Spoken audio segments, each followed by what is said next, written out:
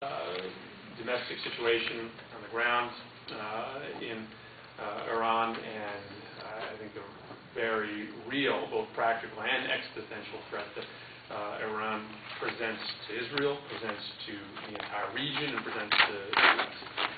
We have the room for about a half an hour or more, so if less than that. So I'm going to actually be pretty brief so that we can have time for the library will be closing in 20 minutes. Please begin the printing now.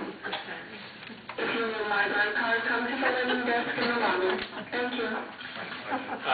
So let me just give a very sort of brief survey, and then we'll open it up to questions that people have. I think what we've heard presents us with unequivocal evidence that Iran is a threat not only to our friends in the region, Israel at the top of the list, but to the United States. A nuclear weapon, which you can argue is 1 year away, 4 years away, 8 years away, is not just a nuclear weapon in the hands of messianic extremists that are going to use it under a very different calculation than almost anyone else that possesses it today. It sets off a nuclear arms race in the region.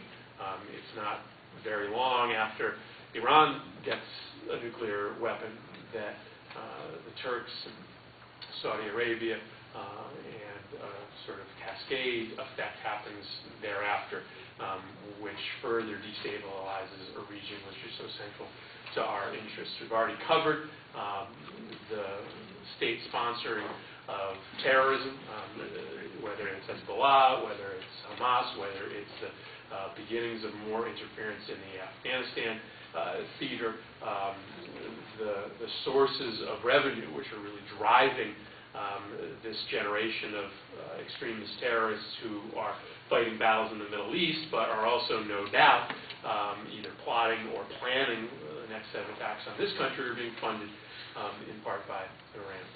And then the general destabilizing effects that their current rhetoric, their current intentions, and the potential for the possession of a nuclear weapon present to a region that still has great security concerns for the United States, gives us absolute reason to elevate the question of Iran to the top of the U.S. foreign policy agenda. And so I want to very quickly talk about what are the tools at our disposal.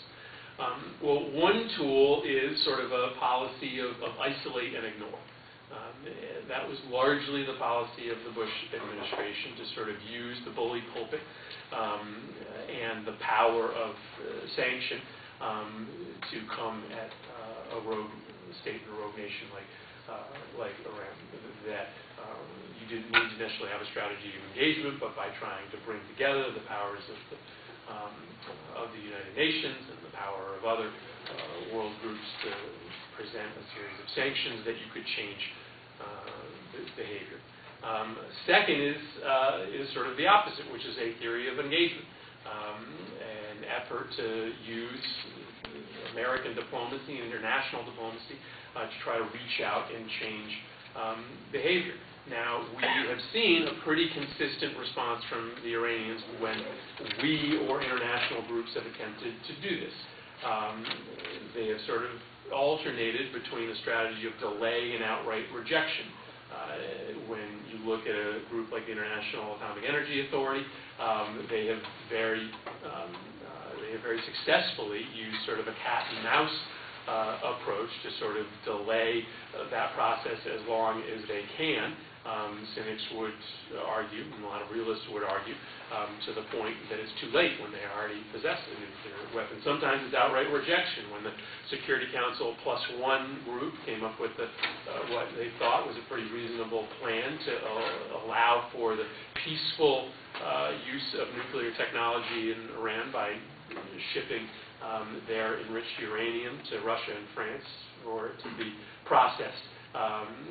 That was a non-starter for the Iranians. So there are places in which they sort of try to push the discussion along while making no commitments, and there are places where there's outright rejection. There are windows, though, that we've seen over the last 10 years of opportunity. A lot of people talk about the communique that came from Iran at the very beginning of the Iraq War, when they were incredibly concerned about what the destabilization of that country could mean for them, a communique that was ignored by the Bush administration, which at that point just had a theory of outright ignorance and isolation to those that were on the list of the axis of evil. But there have been moments in which you get a sense that there is some willingness of the Iranians to come to the table and talk, but largely there have been no fruits from that labor.